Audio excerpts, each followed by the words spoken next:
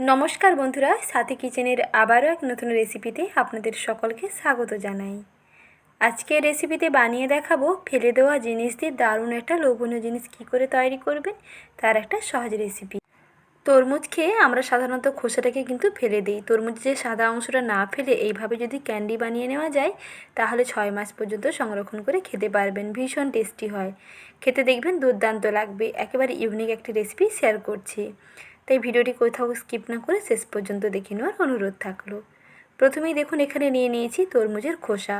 প্রথমে তরমুজের লাল অংশটা কেটে বাদ দিয়ে তারপরে কিন্তু এই যে সাদা অংশটা আছে এইটা কিন্তু এই ক্যান্ডি বানাতে লাগবে।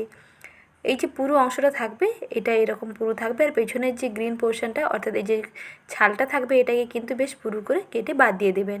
তারপরে এই যে সাদা অংশটা থাকবে এটাকে ছোটো ছোটো টুকরো করে এরকম কেটে নিতে হবে। প্রথমেই তরমুজের খোসাগুলো এরকম ছোটো ছোটো টুকরো করে কেটে নিয়েছি।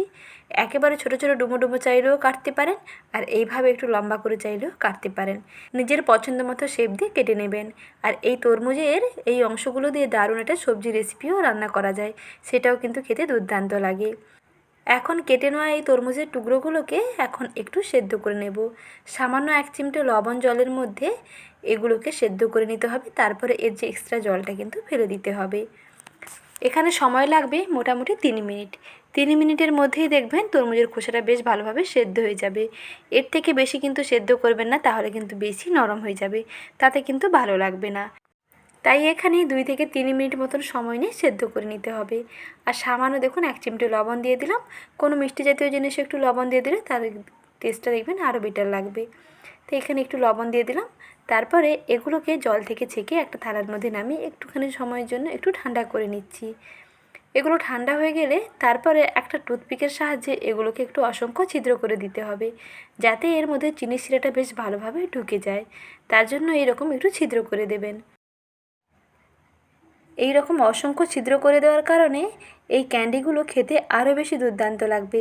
চিনির শিরাটা বেশ ভালোভাবে ঢুকে যাবে। তারপরে যখন এগুলোকে রোদের মধ্যে শুকনো হবে বেশ সুন্দর টুকরো টুকরো হয়ে ভেঙে যাবে, খেতে দেখবেন আরও দারুণ লাগবে। এইভাবে একবার ফেলে দেওয়া জিনিস দিয়ে আপনারা কিন্তু তরমুজের ক্যান্ডি বানিয়ে ফেলতে পারেন। দেখুন এইভাবে টুকরো করে নিয়েছি। এখন এগুলোকে চিনির শিরার মধ্যে একটুখানি সময় ফুটিয়ে নেব। এখানে আমি 50 গ্রাম চিনি দিচ্ছি। সেই ক্ষেত্রে এখানে যতটা চিনি দিয়েছি ঠিক ততটা জল দিচ্ছি। আপনারা কোনো স্টিলের বাটি মাপ করে দিয়ে দিতে পারেন, কিংবা কোনো চায়ের কাপ মেপেও দিতে পারেন। 1 কাপ যদি চিনি নেন তাহলে কিন্তু 1 কাপ জল দেবেন। এই মেজারমেন্ট করে চিনিটা দিতে হবে। চিনি এবং জলের পরিমাণটা 1:1 অনুপাতে থাকবে। তারপরে চিনি শিরাটা যখন এরকম ফুটতে থাকবে তখন এর মধ্যে সেই তরমুজের টুকরোগুলোকে দিয়ে আরও কিছুক্ষণ পর্যন্ত ফোটাতে হবে। আর কন্টিনিউয়াস এরকম নেড়েচেড়ে রাখবেন। কিছুক্ষণ পরেই দেখবেন এর কালারটা বেশ সুন্দর চেঞ্জ হয়ে যাবে, অনেকটা ট্রান্সপারেন্ট হয়ে আসবে।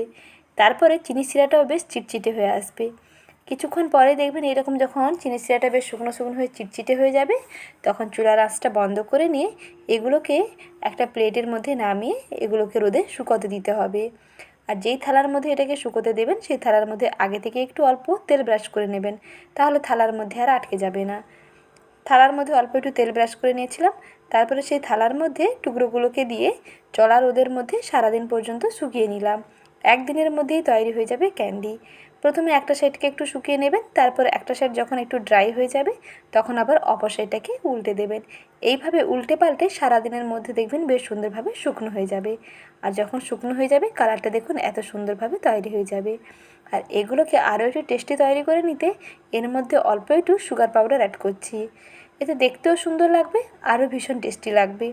অল্প একটু সুগার পাউডার কিংবা চিনির গুঁড়ো দিয়ে ভালো করে মিশিয়ে নিন, খেতেও দেখবেন দারুণ লাগবে। তরমুজের এই ক্যান্ডির সহজ রেসিপিটি কেমন লাগলো কমেন্ট সেকশানে জানাতে কিন্তু একেবারেই ভুলবেন না। আর ভালো লেগে থাকলে ভিডিওটিতে বরাবরের মতন একটি লাইক করবেন। ভালো থাকবেন, সুস্থ থাকবেন। আজ এই পর্যন্ত, আবারও ফিরে আসছি নতুন রেসিপি নিয়ে।